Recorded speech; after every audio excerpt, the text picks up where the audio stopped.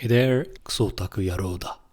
With the fall season hitting its close in about 3 weeks, I figured it's the perfect time to give you my opinion on what I thought was worth watching this season. While I'm still a pleb at video making, I really do hope that you enjoy the video.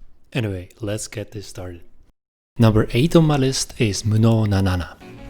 While the artwork and character design are almost identical to Boku no Hero Academia, the anime features a much darker story. Basically, it is about this girl called Nana, a Mu-no-ryokusha, meaning that she doesn't have any superpowers. The human government sends her to an island that is the supposed training ground for a set of children with special powers, and basically her objective is to eliminate them all without them noticing. While I really enjoyed the setting, the idea behind the anime, and the overall feel of the anime, I kinda felt it a bit too slow-paced.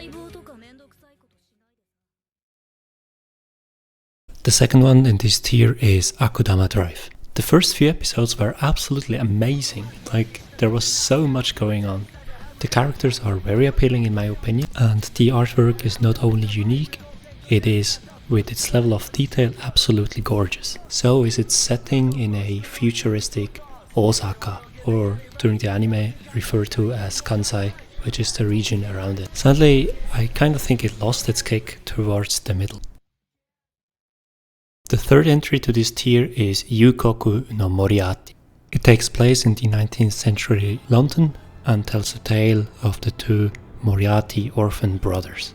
With the help of a friend, they manage to establish themselves as noblemen and follow their goal of freeing the world of the corrupt, using their power towards the middle and lower class. Overall, so far, the anime was a great watch, and I'd totally recommend you to give it a go. Well, at least if you aren't too fed up with anime drawn in shoujo style. So let's get to the interesting part with my top 5 for this season. While it's hard to order them, seeing they're all shining in very different aspects, we have Higurashi no Naku, Koro ni Go on the 5th spot in my opinion. The anime follows a young boy that has recently moved to a lovely little countryside village located in the Gifu prefecture. He then starts to grasp glimpses of a murder mystery haunting the village and quickly learns that there are some things he better not inquire his friends about. The pacing of the anime feels great in my opinion. It spoils you with this quiet life in a village you might just want to live in yourself, while with its dark theme constantly reminding you of something to be aware of, which it does extremely well, making you feel like the truth stares you right into your face through that screen you are looking at. Number 4 this season I am giving to Adachi to Shimamura.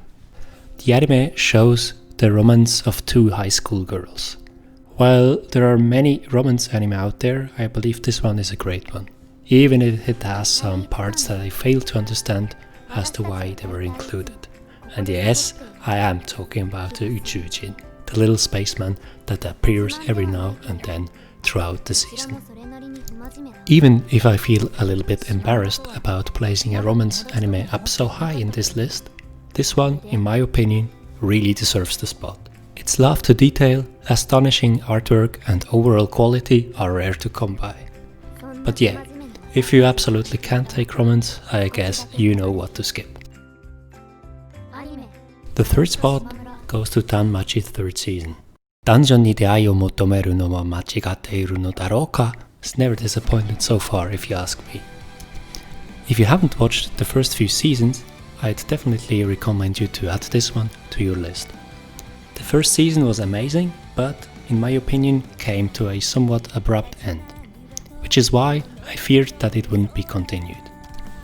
Maybe that also brought me a little bit to the point where I'm a bit too overexcited whenever I see it returning for another go. While the third season might be just a little bit too lovey-dovey, it is wrong to pick up girls in a dungeon, kinda does imply that to be part of the anime. Maybe if this season covered a little bit more of the protagonist's chase to unveil the dungeon and get stronger while at it, I'd probably given it a slightly higher rank in this list. Still, I really did love the idea behind this season. As for the second spot, I'm giving it to Jujutsu Kaisen. Watching the first episode, which aired quite early in the season if I recall right, made me feel absolutely hyped, not only for the anime itself, but also the season in general. I immediately thought that this is probably going to be the number one on the list, and it would have been, but I just feel like there's another one deserving the spot more. The reason for that is mainly that I felt like there were some episodes towards the middle of the season that just didn't quite pack the punch. But I guess it's also important to note that the anime is scheduled for 24 episodes compared to the 12 of many others. Something that sadly often results in a lower density of events per episode. The setting of the anime and its main character are really key in this anime. The protagonist kinda reminds me of Ichigo from Bleach, as does the art style. I don't want to spoil you with the story here, saying this is one that I really think you should give a try at least, but I gotta say that this one's got potential to be another long runner in my eyes at least. The anime that made the top spot for me this season is Kuma Kuma Bear. As you probably know, there's a ton of isekai anime popping up every season, to the point where even if I love the genre, I kind of feel I've seen it. So many of them just tried what others already have, but only a very few excel at it. Kuma Kuma really approaches the genre from a different angle. And I don't mean with some sort of quirk you will get fed up with at the halfway point. So why do I think this anime is so good? Well, first of all, there's the protagonist Yuna. She's smart, funny, and has the right amount of willpower to get things done. Yet, she's being honest about what sounds like a pain in the ass to her. Mendokusai na. In my opinion, her voice actress has an unique, relaxed style. Do I need to point out that she isn't saying Kuma at the end of everything she says? Thank God. Compared to many other recent anime, this one really never gets dull.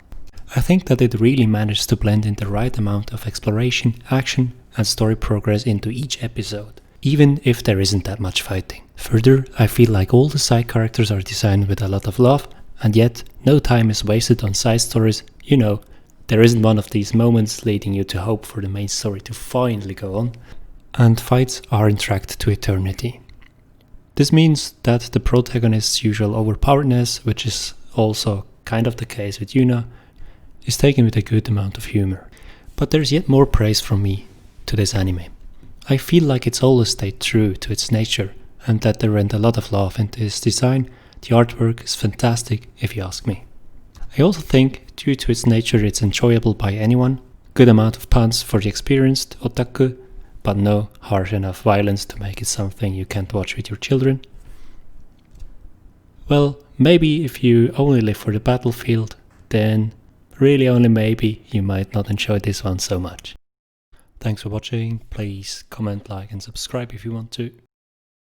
I watched the season and a few runner-ups. Hope you liked it. Peace de gozaru. Gotta get it, homie, gotta move it. If you gon' do it, then hokani no tsuge. Yeah, everybody just talk, nobody really do it. Nan nara yaru made shitoke yo himitsu ni. Dareka to kakunin nante不要自分のジャッジだけで